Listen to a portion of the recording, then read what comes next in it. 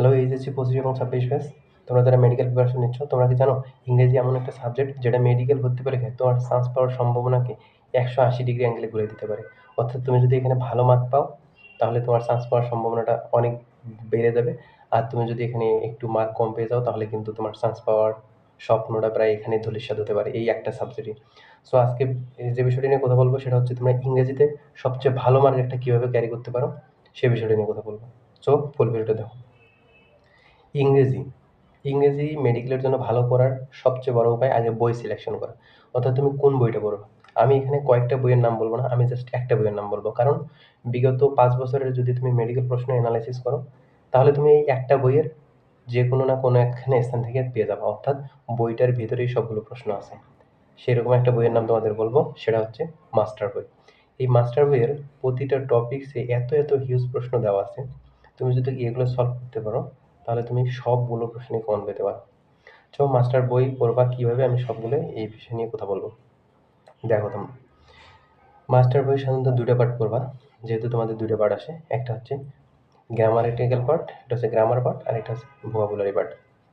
Vocabulary পার্টের ভিতরে মুখস্থ করার টপিকস, সেটা হচ্ছে যেমন সিনোনিম অ্যান্টোনিম থাকতে পারে, তোমার স্পেলিং থাকতে পারে, গ্রুপ ভার্ব থাকতে পারে, অ্যাপ্রোপ্রিয়েট প্রিপোজিশন থাকতে পারে। আমি এগুলো নিয়ে ডিটেলস কথা বলবো। আজকে শুধু বলবো কোন বই পড়বা, কীভাবে পড়বা। কিন্তু ওই বইয়ের ভিতর গ্রামাটিক্যাল টপিক কোন জিনিসগুলো পড়তে হবে এবং গ্রামাটিক্যাল পার্ট কোনগুলো পড়তে হবে এবং সিনোনিম অ্যান্টোনিম বা যেগুলো ভোকাবুলারি পার্ট সেগুলো কোন জিনিসগুলো পড়তে হবে, আমি এগুলো আলাদা ভিডিওর মাধ্যমে জানাবো। তো কীভাবে পড়বা আজকে এই বিষয়টা নিয়ে কথা বলি।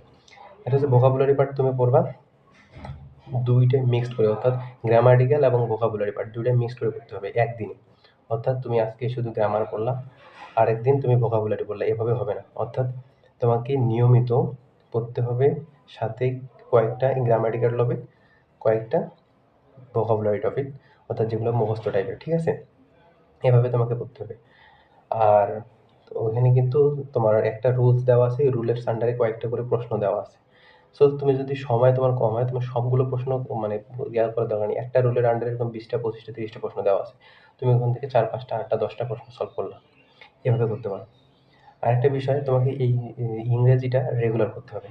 কারণ তুমি যদি ইংরেজিটা রেগুলার না পড়ো, যে বিশেষ করে কি আমরা এই জিনিসটা ভুল করে থাকি, আমরা ফিজিক্স, কেমিস্ট্রি, বায়োলজি এগুলো সাধারণত ওই যে ইন্টারমিডিয়েট শুরু থেকে শেষ পর্যন্ত পড়ে আসতেছি, কিন্তু যে ইংরাজি টপিকস আছে সেই ইংরাজি টপিকস কিন্তু আমরা সাধারণত পড়বো না।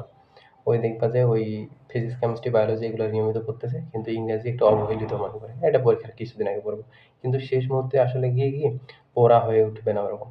সো তোমাকে ইংরেজিটা এখন থেকে নিয়মিত ধারাবাহিকভাবে পড়তে হবে।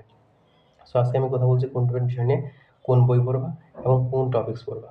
এটা নিয়ে হালকা একটু বলছি, কিন্তু কোন টপিকস পড়বা অর্থাৎ গ্রামারের ভেতরে কোন টপিকসগুলো পড়তে হবে, যেমন part of speech, right from verb, voice, condition, এরকম 15-20টা টপিক আছে। আমি এটা অন্য ভিডিওর মাধ্যমে তোমাদেরকে দিব, সমস্যা নেই। ভোকাবুলারি এরকম 4-5টা বা 6-7টা এরকম ইম্পর্টেন্ট টপিক আছে। এই কয়েকটা টপিক যদি তুমি পড়ে ফেলতে পারো মাস্টার বই থেকে, অন্য বই থেকে না, মাস্টার বই থেকে, তাহলে আমি তোমাকে সিউরিটি দিচ্ছি ইনশাল্লাহ তোমরা 15 মার্ক তো ইংরেজিতে আসে, 15 মার্ক। তুমি যদি লাক ভালো থাকে এবং তুমি যদি ঠিকমতো পড়তে পারো 15টা 15 পয়েন্ট পেতে পারো, না হলেও কিন্তু তুমি 13-14 পয়েন্ট পেয়ে যাবে, ঠিক আছে? তো আজ এ পর্যন্তই, দেখা হচ্ছে সামনের অন্য কোনো ভিডিওতে। চ্যানেলটা অবশ্যই সাবস্ক্রাইব করে রাখো, কারণ এরকম ভিডিও তোমরা নিয়মিত পাবা। আল্লাহ হাফেজ।